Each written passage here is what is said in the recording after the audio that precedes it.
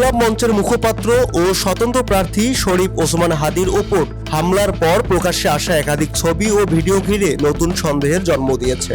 একটি ছবিতে দেখা যায় হাদির পাশে কালো মাস্ক ও কালো জ্যাকেট পরা এক যুবক বসে আছেন। ছবিতে তার বাম হাতে আকাশি রঙের একটি ঘড়ি স্পষ্ট দেখা যায়, যা তদন্তকারীদের দৃষ্টি কাড়ে। এই ঘড়ি, চোখে চশমা এবং কপালের গঠনের মিলের ভিত্তিতে কয়েকটি বেসরকারি বিশ্লেষণী প্ল্যাটফর্ম দাবি করেছে হাদিকে খুব কাছ থেকে চলন্ত অবস্থায় শুট করা ব্যক্তির সঙ্গে সাবেক ছাত্রলীগ নেতা ফয়সাল করিমের সাদৃশ্য রয়েছে। দ্য ডিসেন্ট জানায় তারা ফয়সাল করিমের একাধিক পুরনো ছবি বিশ্লেষণ করে দেখছে এবং বিভিন্ন সময়ে তার হাতে একই ধরনের আকাশি রঙের ঘড়ি পরা অবস্থার ছবি পাওয়া যায়, যা হাদির পাশে থাকা যুবকের ঘড়ির সঙ্গে মিলছে। তবে ছবিগুলোতে পার্থক্য লক্ষ্য করা গেছে।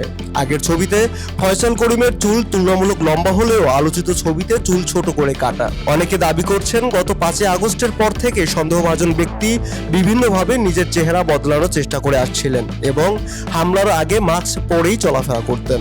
তথ্য অনুযায়ী 2024 সালের 8 নভেম্বর দুটি বিদেশি পিস্তল, 5 রাউন্ড গুলি ও 3টি মোবাইল ফোন সহ এক সাবেক ছাত্রলীগ নেতাকে গ্রেপ্তার করা হয়েছিল। সে সময় তার বিরুদ্ধে অস্ত্র আইনে মামলা হয়। চলতি বছরের 16 ফেব্রুয়ারি তিনি 6 মাসের জামিন পান এবং পরে আরও 1 বছরের জামিন মঞ্জুর হয়, এমন তথ্য আলোচনায় এসেছে। তবে এসব তথ্যের সঙ্গে বর্তমান হামলার সরাসরি যোগসূত্র এখনো প্রশাসনিকভাবে নিশ্চিত হয়নি।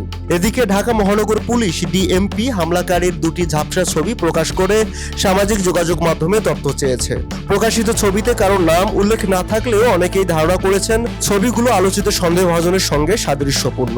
এর আগে ইনকলাব কালচার সেন্টারে যাতায়াতের একটি ভিডিওর সঙ্গে ডিএমপির প্রকাশিত ছবির মিল রয়েছে বলে দাবি করা হচ্ছে। সূত্রগুলো জানায় আলোচিত ব্যক্তি রাজধানীর আদাবর থানা ছাত্রলীগের নেতা ছিলেন। দ্য ডিসেন্ট আরও দাবি করেছে দুটি ফেস ডিরেকশন অ্যাপের মাধ্যমে একাধিক ছবি তুলনামূলকভাবে যাচাই করে ইনকলাব কালচার সেন্টারের সিসিটিভি ফুটেজে দৃশ্যমান ব্যক্তির সঙ্গে মিল পাওয়া গেছে। বিশেষ করে হামলাকারীর বাম হাতে থাকা বিশেষ নকশার ঘড়ির সঙ্গে সামাজিক যোগাযোগ মাধ্যমে পাওয়া ফয়সাল করিমের একাধিক ছবির মিলের কথা উল্লেখ করা হচ্ছে। তবে এসবই বেসরকারি বিশ্লেষণ ও দাবি। প্রশাসনের পক্ষ থেকে এখনো কাউকে আনুষ্ঠানিকভাবে শনাক্ত করা হয়নি। হামলার প্রকৃত উদ্দেশ্য এবং জড়িতদের পরিচয় নিশ্চিত করতে তদন্ত অব্যাহত রয়েছে বলে জানিয়েছে সংশ্লিষ্ট সূত্র। রায়হান কিবরিয়া, তিস্তা টিভি।